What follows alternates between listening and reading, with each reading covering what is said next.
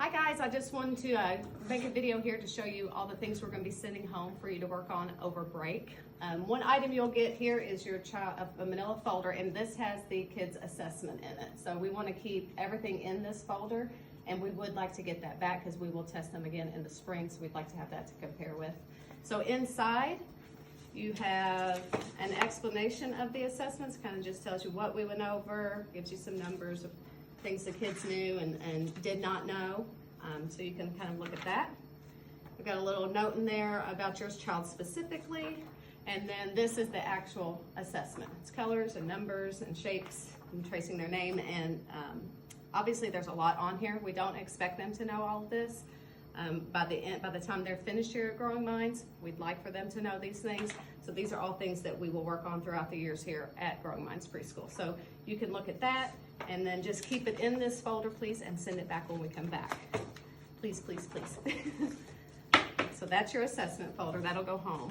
And then you guys are going to get a packet. It's got this bright pink list of activities that you can do at home with your kids. They're fairly simple. Some things that we do at school, like can you count out 10 of any items in your house? So maybe 10 pennies or 10 marshmallows.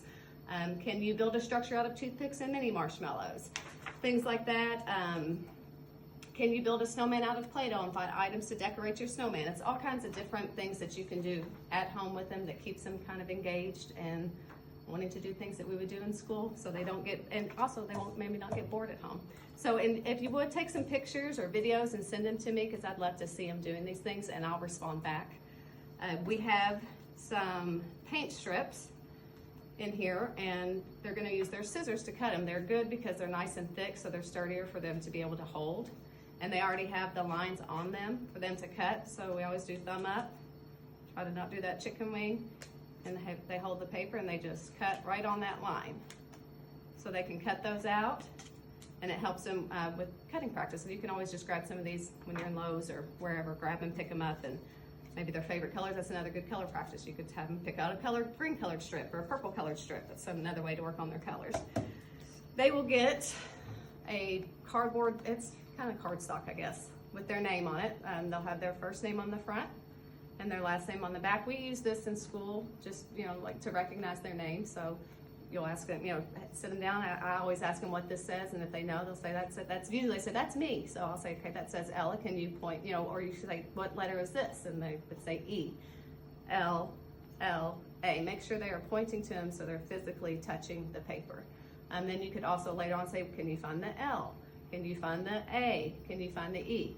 Once they've mastered this, and you feel like they can move on to their last name, go ahead. We'd love for them to start working on their last name as well too. So that's one good way to work on their name. Maybe even once a day would be good practice.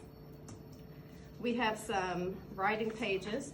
We've already written the child's name on there. This is what we do with every paper in school, and they trace that. So we will send a highlighter home with you. You can continue to write their name down here. If they're ready to write on their own, they can practice writing on those lines themselves as well. So you've got 2 of those to work on. We have a worksheet here that's basic shapes and colors. So this one is color the squares blue. So you'll ask them to find the square and then find the blue crayon and color all the squares blue, and so on for the circle and the triangle. That's good for shape and color recognition. We have another cutting paper. This is what we do in class. They'll start at the bottom and cut up and stop. So they'll do each one. Sometimes it's hard for them to stop, so just tell them to chomp, chomp, chomp the scissors, and they'll cut up to that stop sign. This is from the book Brown Bear, which they love. So that has all the animals on there and the colors. They won't know what these words say typically. Some of them may. They may recognize red and the different colors songs that we've done, but you would say, can you get your green crayon and color the frog green, and have them color that. So that would be a good color practice sheet. We have a roll and cover snowman, something we do here at school. We just roll the dice, and then they'll probably need to count the dots. So we have a 4.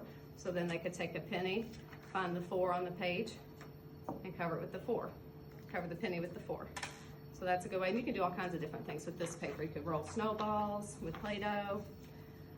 We have a fine motor mat that you can do different things with. You can use Fruit Loops, marshmallows, chocolate chips, pennies to put them on the line. Try to follow the shape of that line.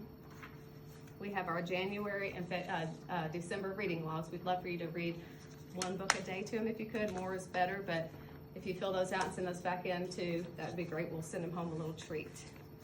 So that's our packet. We will also send all of these different things home with them. We have a turkey here with the pumpkin Play-Doh that we used at our Halloween party.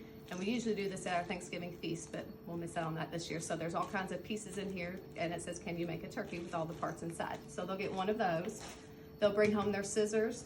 They'll get a highlighter, a glue stick, and a thing of Play-Doh to take home. And we also have, here it is right here, their name on bottle caps. So this is something else you'll work with, recognizing their name.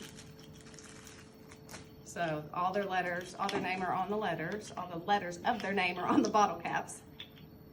And you can use this piece of paper, and they'll just match each bottle cap to the letter on the paper.